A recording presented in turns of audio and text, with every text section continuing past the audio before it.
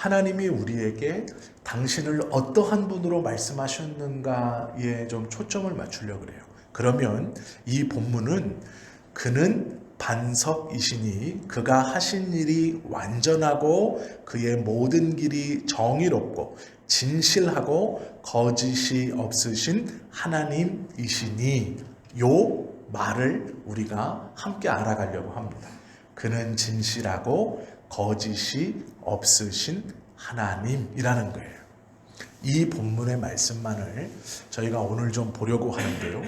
신명기 32장 4절에서 하나님은 반석이다 라고 하면서 설명을 몇 가지 해놓고 마지막에 하나님이 신이라는 말 바로 앞에 그는 진실하고 거짓이 없으신 하나님이시니 공의롭고 바르다 이렇게 하나님에 대해서 말씀하고 있습니다.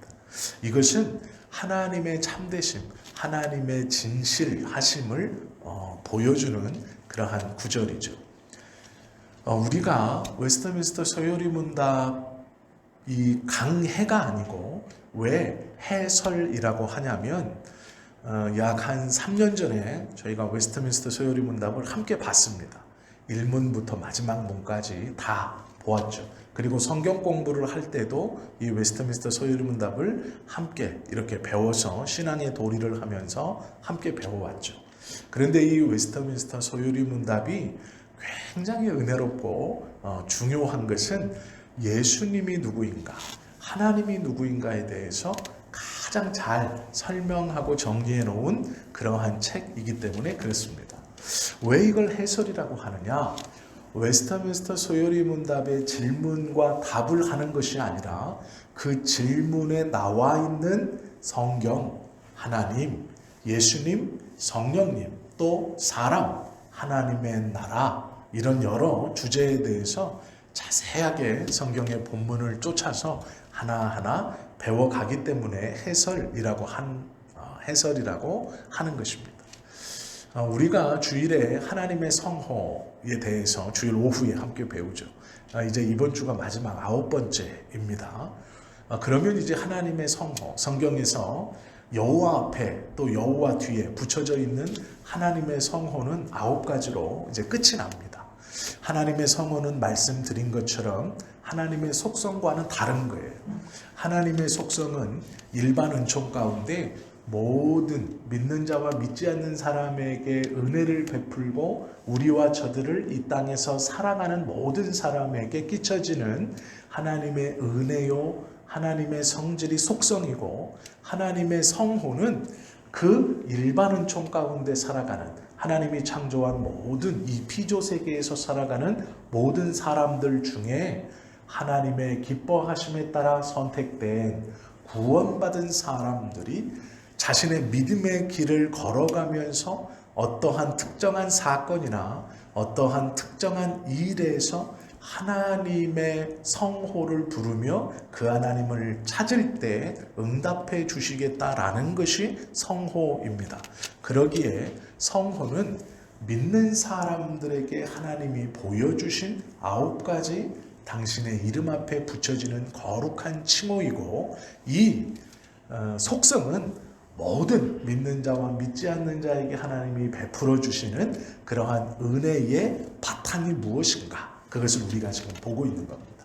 오늘은 진실입니다. 하나님의 진실하심, 또 하나님의 참되심이라고도 말하는 것이죠. 하나님은 존재하신다라는 이 대전제가 있습니다. 즉 성경에 보시면 하나님을 살아계시고 라고 표현해요. 즉 존재하신다 라는 겁니다. 쉬운 말로 하면 있다라는 거예요. 하나님이 있다. 즉 하나님이 없다라고 말하면 아무것도 출발되거나 설명되어지지 않습니다. 그래서 하나님이 있다, 이것은 진리이다 라는 것에서 출발하는 것이 하나님의 진실성입니다. 하나님이 살아계시고, 이 하나님이 살아계심으로 모든 피조물들이 이 하나님의 살아계심으로 영향을 받아 살아가는 것이죠. 무엇이냐면 살아계신 하나님에게서 하나님의 영광의 광채가 하나님의 영광의 빛이 뿜어져 나오지 않으면 이 땅에 존재하는 모든 것들은 살아갈 수 없다라는 의미예요. 우리가 살아가는 것, 이 세상이 하나님의 창조하신 모든 피조세계가 움직이고 존재하는 것은 그분의 살아계심과 그분에게서 나오는 영광의 광채로 말미암아 영향을 받아 살아가고 운동되어지고 움직여져 가는 것이죠. 이렇게 말하면 세계의 역사와 모든 우리가 인지하건 인지하지 못하는, 즉 보이는 세계와 보이지 않는 세계, 땅의 세상과 하늘에서 말씀하시는 이 세계가 하나님이 존재하신다라는 것으로 영향을 받고 살아가는 것이라는 것이죠. 이것이 하나님의 진실성의 출발입니다. 즉 하나님은 진실하시다라는 것은 우리가 생각하는 정직하다 이런 것만 의미하는 게 아니고 존재하신다. 이것이 하나님의 진실하시다의 제일 큰 고백이에요. 그래서 우리가 하나님은 진실하시고 라고 말할 때 두 가지 의미가 있습니다. 하나는 우리가 생각하는 정직하시다라는 의미가 있고 또 하나는 존재하신다라는 것이에요. 왜 이 존재하심이 진실이냐라면 하나님은 진실하시다라고 말할 때 하나님의 존재가 부정될 수 없어요. 이 하나님이 존재하심으로 모든 피조세계가 움직이고 살아있기 때문에 이 하나님이 존재하지 않는다면 모든 피조세계는 함께 존재하지 않기 때문에 그렇다라는 것이죠. 그래서 우리가 하나님은 진실하십니다. 하나님은 정의로우십니다. 참되십니다. 라는 고백은 솔직하다 이런 의미보다는 하나님이 살아계신다라는 의미가 강해요. 그래서 가장 고백하기 어려운 고백이 하나님은 진실하시다라는 고백이에요. 하나님은 진실하시다라는 것이 정의롭다만이 아니라 그분이 살아계신 분이라는 것을 인정하는 것이기 때문에 하나님은 진실하시다라는 말의 고백이 가장 하나님의 속성 중에 고백하기 어려운 고백이다라는 것이죠. 하나님은 사랑이시다. 너무 듣기도 좋고 자주 언급했고 알고 있는 그러한 것이죠. 하나님은 무엇이시다. 우리가 지금까지 많이 보아왔습니다. 가장 최고봉에 있는 것이 이 하나님의 진실성이에요. 이것은 하나님의 존재를 인정하고 고백하는 것이기 때문에 그렇죠. 하나님의 진실이 있기 때문에 그분에게서 나오는 영광의 광채로 모든 피조물이 살아가고 우리가 그 안에서 숨쉬고 호흡하는 것이죠. 믿지 않는 사람도 그 하나님의 영광의 광채의 은혜로 숨쉬고 호흡하며 살아가는 것입니다. 그렇기 때문에 이 하나님의 진실성에서 출발해야 나머지 모든 것들의 하나님의 은혜들을 우리가 누릴 수 있는 겁니다. 오늘은 그것이 무엇인가 좀 보려고 해요. 하나님의 신실함에서 본 진실이라는 것이 있어요. 하나님은 존재하시는 그것만을 통해서도 영광의 광채를 뿜어내시고 이 하나님에게서 나오는 영광의 광채를 통해 피조세계가 돌아갑니다. 이거를 하나님의 일하심이라고 표현해요. 하나님의 일하심이라는 말은요, 하나님이 땀 흘려서 우리처럼 1번부터 100번까지 하나하나 어떤 일을 해결해 가신다라는 의미가 아닙니다. 그것도 포함할 수 있지만 그것이 아니고 존재하시는 그 자체로 영광의 빛으로 피조세계가 돌아가고 운동하고 살아있어 역사 속에 흘러가기 때문에 이것은 하나님의 존재하심 자체가 하나님의 일하심이에요. 그래서 하나님은 과거와 현재와 미래 모두 하나님의 일하심 안에 있는 것입니다. 그리고 이 하나님의 일하심이 멈추는 순간 하나님께서 뿜어져 나오는 영광의 빛을 감추거나 거두는 순간 그 세계는 흑암에 둘러싸여 멸망하는 것이죠. 그러기에 하나님의 일하심은 하나님의 피조세계 모두 보이는 것과 보이지 않는 모든 세계에 영향을 미치고 하나님의 존재 자체로 그 모든 세계가 살아 운동력 있게 돌아가는 것이에요. 이 신실하심에서 말씀하시는 진실성이 있어요. 열왕기상 8장 56절에 보면 무릇 허락하신 하나님께서 허락하신 그 선한 말씀이 하나도 이루지 않음이 없다 이렇게 말씀하세요. 이 말이 무엇이냐면 하나님께서 허락하여 말한 것이 선한 것인데 하나님이 허락한 말 그것이 선한 것인데 이 선한 말은 모두 다 이루어진다라는 말씀을 열왕기상에서 하고 계세요. 이것이 하나님의 진실하심이에요. 하나님의 선하심은 말씀하신 것을 이루어내신다라는 것이죠.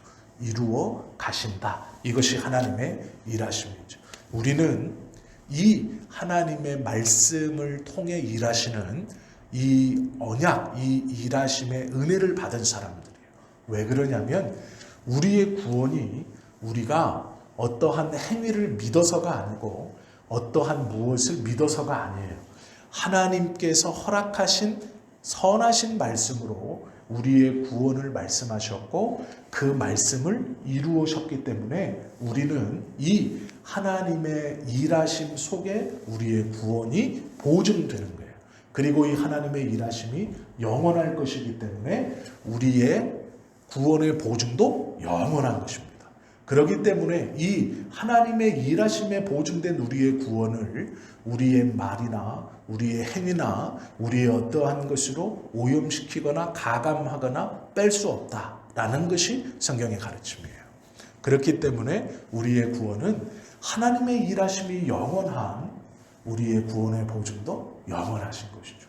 왜요? 우리의 구원은 하나님이 말씀하신 그것을 이루시는 진실하신 하나님의 일하심 속에 있다라는 것. 제가 설명을 드리면서도 이걸 지금 이해하고 계실까? 걱정은 조금 됩니다. 그런데 제가 이제 최대한 쉽게 한번 설명을 한번 드려볼게요. 성경의 말씀을 쫓아서 도대체 이게 무슨 말인가? 우리가 좀 함께 보면 좋겠습니다. 마태복음 7장 19절 말씀에 보면 이런 말씀이 있어요. 우리의 죄악을 발로 밟으시리로다. 이런 말씀이 있거든요. 마태복음 7장에서 말씀하시는 이 말씀은 사람이 가지고 있는 우리의 연약한 죄, 이 죄를 하나님이 발로 밟으실 것이다 라는 말씀인데 이 말씀은 창세기에서 뱀이 하와를 꼬드겨서 선악을 알게 하는 나무를 먹게 하고 죄가 하나님의 뜻의 약속을 어겨 거스림으로 사람에게 죄가 들어왔을 때 하나님이 그 하와와 아담과 뱀을 놓고 하신 말씀이에요. 여자의 후손이 너의 머리를 밟을 것이다. 너는 여자의 후손의 발 뒤꿈치를 물 것이다. 이렇게 말씀하신 그 말씀을 다시 마태복음에 가져와서 예수님께서 하시는 거예요. 하나님께서 죄악을 발로 밟아 없애버릴 것이다 라는 것이죠. 우리에게 이렇게 꽉 또아리 틀고 붙어있는 이 죄악이라는 것을 발로 꽉 밟아서 죽여 또아리 틀고 있는 그것이 떨어져 나가게 하실 것이다. 이런 의미이거든요. 하나님께서 당신의 진실하심을 보여주실 때 대표적으로 하시는 것이 뭐냐면 내가 이 약속을 이루어 주겠다. 이렇게 약속하시는 게 아니에요. 예를 들어드리면 이런 겁니다. 하나님, 제가 이번에 그랜저 신형이 나왔는데 그걸 사고 싶습니다. 이렇게 기도하는 어떤 사람이 있다고 예를 한번 들어보면 좋을 것 같아요. 그러면 우리가 하나님, 제가 이번에 차가 새로 나왔는데 그것을 참 사고 싶어요 라고 기도하면 하나님이 나타나셔서 이제 신호를 주시는 거예요. 그래, 내가 그걸 사줄게 이렇게 말씀하시면 우리는 내 기도에 하나님이 응답하셨고 그러면 하나님이 응답하셨으니까 이 기도를 이루어 주셔서 내가 새로 나온 그랜저를 살 수 있겠지. 우리는 이렇게 생각합니다. 그러면 그랜저를 샀어요. 이제 시간이 지나 그랜저를 샀습니다. 어떤 방법으로든지 샀어요. 그러면 이제 우리의 입에서 이렇게 고백하죠. 하나님은 진실하신 분입니다. 나에게 새로운 차를 사게 해주겠다는 그 말씀을 듣게 하시고 또 내가 들은 말을 그랜저를 내가 상으로 이루어 주셔서 하나님은 진실하신 분이십니다. 우리가 이렇게 고백해요. 약속받은 것에 대해서 이루어질 때 하나님은 진실하신 분입니다. 하나님은 참되십니다. 이렇게 고백하죠. 그런데 성경에서 하나님의 진실하심을 말할 때는 무엇을 주시겠다라는 그 당시 하나님의 진실하심을 내가 아직 깨닫지 못하고 완전히 믿고 있지 못할 때 나에게 어떤 약속을 주시고 그 주신 약속을 이루셨은 후에 우리가 하나님은 진실하십니다. 이렇게 말하게 하지 않고요. 하나님의 진실하심을 말할 때 성경은 무엇을 먼저 말하냐면 죄에 대해서 너희가 자유롭다. 이것을 알려주실 때 하나님의 진실하심을 말해요. 창세기에 나오는 그 죄, 우리를 사단의 권세 아래 묶어놓고 사망의 권세 아래 묶어놓고 죄의 종으로 살게 하는 그 죄, 이 죄에 대해서 너희가 자유롭다. 너희가 깨끗하다. 너희가 이 죄와는 이제 상관이 없다를 말씀하실 때 진실하신 하나님을 얘기해요. 하나님이 진실하십니다 라고 말할 때 약속을 들어 이루어 주시는 하나님이라고 설명하지 않고 하나님은 진실하십니다. 죄에서 우리를 자유케 하시는 하나님은 진실하십니다. 이렇게 설명한다는 거예요. 그러면 우리가 하나님의 진실하심을 생각할 때 말씀을 지키는, 나에게 주신 어떤 말씀을 꼭 지켜서 하나님이 진실하시고 하나님이 참되시다, 이 부분보다는 나에게 하나님이 진실할 때 어느 때냐면 나의 죄를 깨끗게 해주실 때 하나님은 진실하시고 참되시다 라고 우리에게 성경이 가르쳐 준다는 거예요. 그럼 우리가 이제 깨달아야 되는 거예요. 무엇을 깨달아야 되느냐? 내가 원하고 소원하는 어떤 것을 기도해서 그것이 이루어졌을 때 하나님은 참되시고 진실하십니다라고 고백하는 게 아니고 성경적으로 하나님이 원하시는 진실하시다의 고백은 나의 죄에 대한 깨끗함을 맛보았을 때 고백하는 거예요. 즉 죄에 대해서 회개가 있은 후에 하나님께서 그 죄의 고백에 대한 회개의 응답을 주셨을 때 하나님은 진실하십니다. 주님은 참되십니다 라고 고백하는 것이 성경적 고백이다 라는 거예요. 영생이란 말에는 달콤함이 내포되어 있죠. 얼마나 들으면 좋은 말입니까? 이 영원한 생명이란 말에는 거짓이 없어야 됩니다. 영원한 생명이라는 것은 하나님과 함께 영원히 사는 것이기 때문에 이 영원한 생명이란 말에는 거짓이 없어요. 너무도 달콤하고 너무도 좋은 말이에요. 그래서 하나님께서 우리에게 내가 진실하다, 나는 진실하고 참된 여호와다라고 말할 때 어떤 말씀을 가장 앞서 주시느냐? 우리의 영생의 보증을 주실 때 가장 이 말을 앞서 주세요. 그래서 우리가 하나님은 진실하십니다를 고백할 때는 우리의 구원, 그것을 가장 앞서서 생각해야 된다라는 거예요. 주님의 진실하심, 하나님의 진실하심은 우리의 구원의 보증이고 확신이에요. 그래서 우리가 진실하신 하나님이라고 말할 때 제일 먼저 생각할 것은 나의 구원의 확신, 나의 구원의 보증, 이것을 먼저 생각하고 그 다음 생각할 것이 지금까지 설명한 내가 무엇을 하나님께 기도했을 때 그것을 들으시고 그대로 응답하시는 하나님, 이게 두 번째예요. 그럼 우리는 첫 번째 것을 잊어버리고 두 번째 것만을 기도하기 때문에 두 번째 고백을 하지 못하는, 첫 번째 것이 온전히 자리를 잡아야 두 번째 것이 이루어집니다. 즉 무엇이냐면 하나님 앞에 내가 어떠한 것을 원함으로 기도해서 그 기도의 응답을 받기 위해서는 첫 번째 것이 바로 잡아져야 돼요. 첫 번째 것이 무엇이냐면 나의 죄에 대해서 하나님께서 깨끗하다 하신 그 영생, 성화, 거룩, 하나님께서 나에게 베풀어 주신 구원에 대한 확신이 먼저 있어야 되는 거예요. 이것이 먼저 있고 그 다음에 두 번째 일어나는 일이 내가 기도하는 것을 하나님께 기도하고 응답 받았을 때에 하나님은 진실하십니다. 하나님은 참되십니다. 라는 고백이에요. 즉 구원의 것이 먼저 정립이 돼야 우리의 기도의 소원의 것이 정립이 되는 거예요. 왜 내 삶에 하나님의 기도 응답이 없느냐? 기도가 부족해서도 시간이 짧아서도 아니에요. 이 앞의 것이 이루어지지 않았기 때문이에요. 하나님에 대한 하나님이 존재하심으로 그분의 영광의 광채를 통해 이 온 피조 세계가 움직이고 그 하나님의 일하심이 나의 구원의 보증이 되시고 하나님의 진실하심은 내 죄에서 자유롭다는 그 구원의 은혜, 영생의 은혜를 나에게 먼저 주셨고 그 은혜 아래 살아가는 자가 기도를 할 수 있는 거예요. 근데 이것을 잊어버리면 이 뒤의 것이 이루어지지 않습니다. 아무리 내가 마음 아프고 내가 아무리 눈물을 흘리고 내 소원과 간구를 하나님께 기도해도 확신도 없고 확답도 없고 이루어지지 않음은 앞의 것이 없기 때문이에요. 이것에 대한 것이 무엇인가를 정립하지 않으면 뒤의 것은 주어지지 않아요. 앞의 것을 먼저 우리가 정립할 수 있어야 돼요. 하나님은 때로는요, 하나님께서 주신 약속을 지연시키시기도 하세요. 그러나 부정하진 않으세요. 내가 너한테 언제 그랬느냐 이렇게 말씀하진 않으세요. 그러나 지연시키시긴 하세요. 우리가 이것을 또 잊어버리면 안 돼요.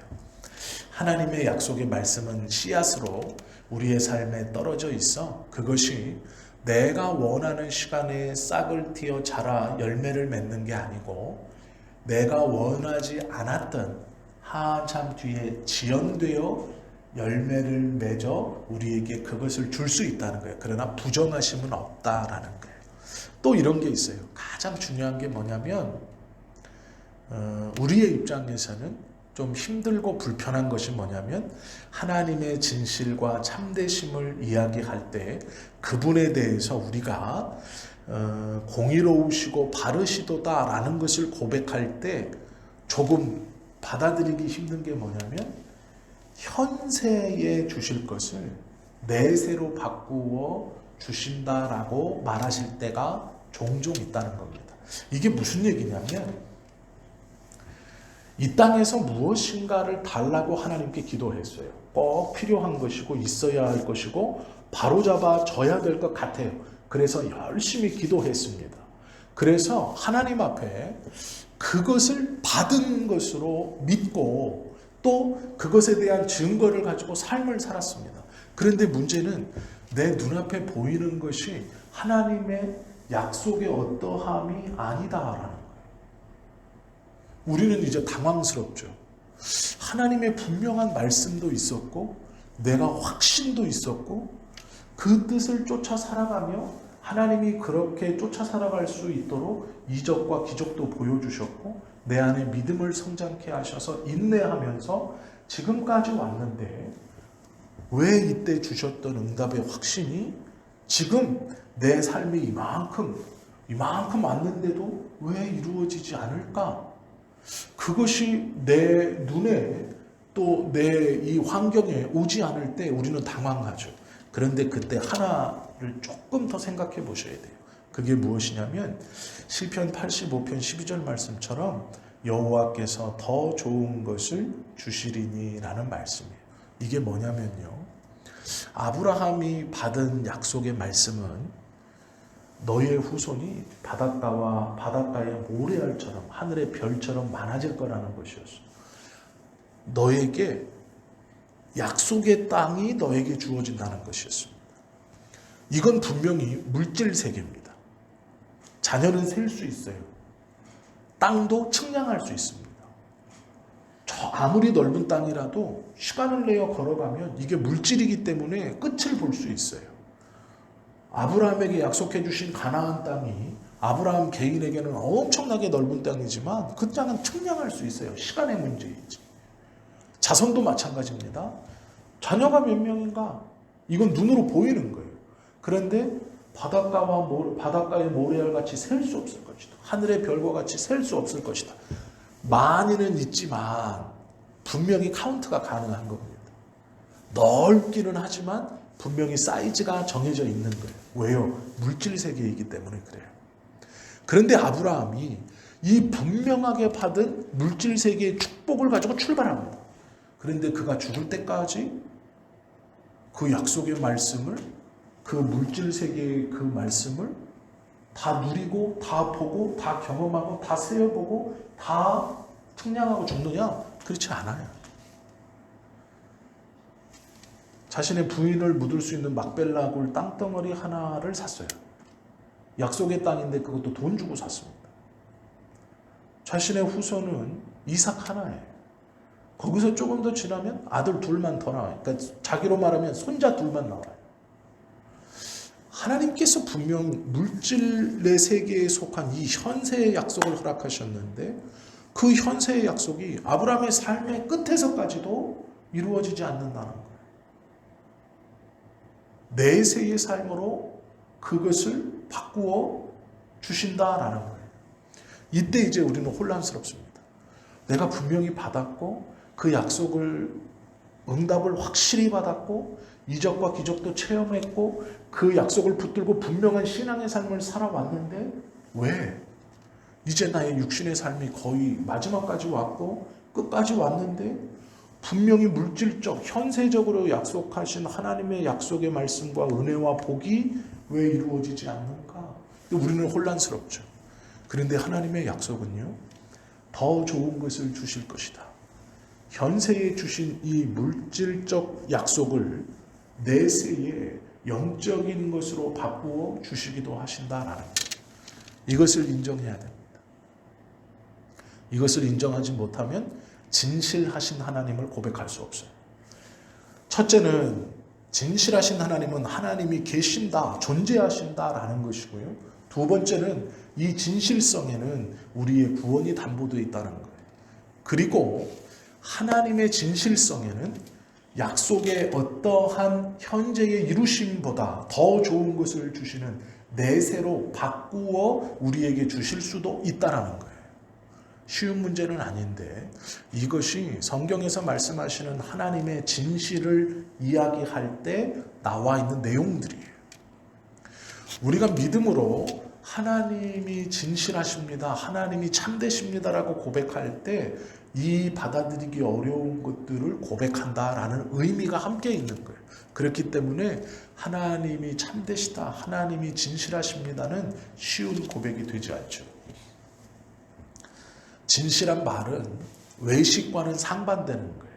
진실한 말은 보이지 않는 겁니다. 외식은 보이는 행동이에요. 진실한 말은 외식, 마음과 따로 나오는 몸가짐과는 상반된 거다라는 거예요.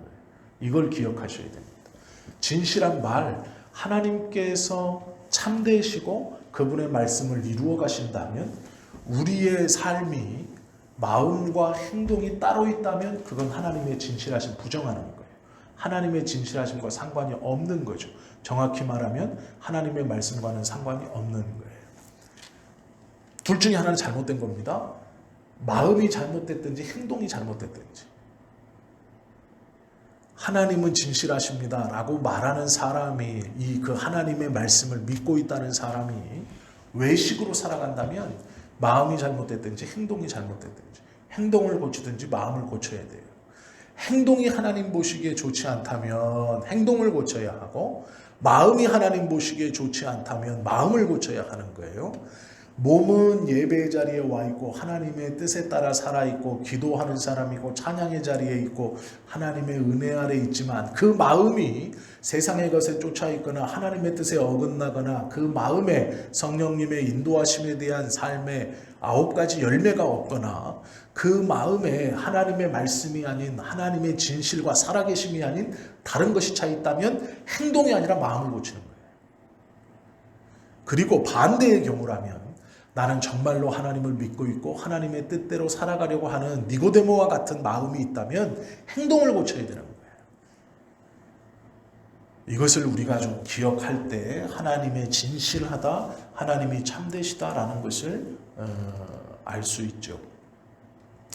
우리의 신앙 고백은요 매우 중요합니다. 왜 그러냐면 하나님께서 우리에게 가르쳐 주신 신앙의 고백은 하나님의 진실하심을 가장 기본적으로 증거할 수 있는 고백이기 때문에 그렇습니다.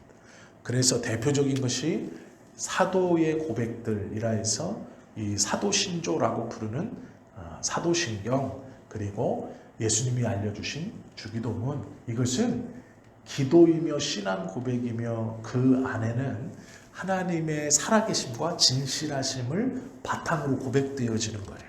그렇기 때문에 굉장히 중요하다라는 것이죠. 호세아서에 보면은 11장 12절에 이런 말이 있어요.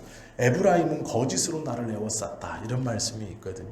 이것만 보면 해석이 잘 안 되는데 계시록 말씀을 같이 보면 2장 9절에 자칭 유대인이라 하는 자들의 회방도 아노니 실상은 유대인이 아니다. 이사야 63장 8절에 보면 내면이 진실하고 그 입술에 괴사가 없는 사람이 나의 사람이다, 이런 말씀이 있습니다. 이 말씀을 종합하면 이런 거예요. 에브라임 12지파 즉 하나님의 편인 것 같은데 거짓으로 하나님을 에워쌌어.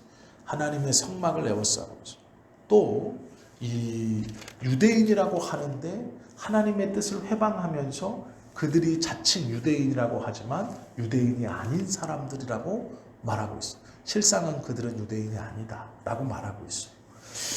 내면이 진실하고 입술에 괴사가 없다. 이것이 하나님의 진실성을 쫓아가는 성도의 모습이 되어야 되는 거죠.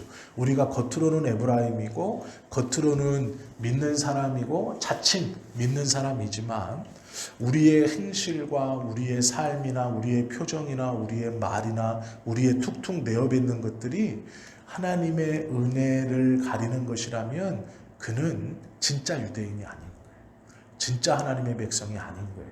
왜요? 그의 마음에 하나님이 참되시다라는 고백이 없기 때문에 이렇게 두 마음을 품고 사는 거예요.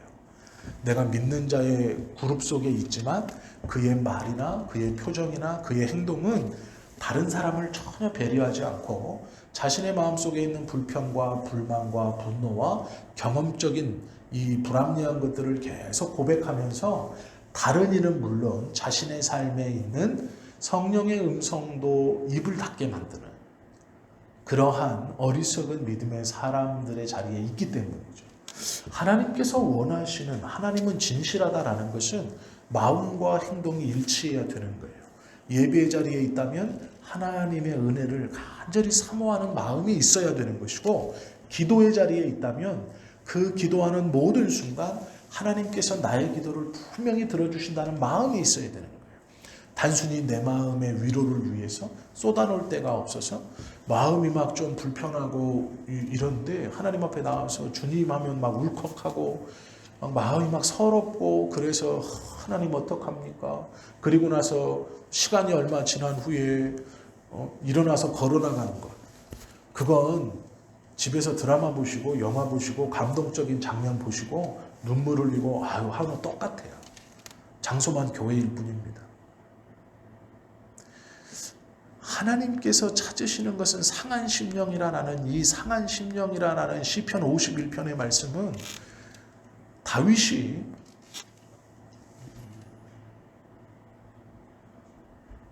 잠시만요. 4분 남았거든요. 제가 4분 안에 이 설명을 끝낼 수 있을까 잠깐 머릿속으로 생각을 좀 해보겠습니다.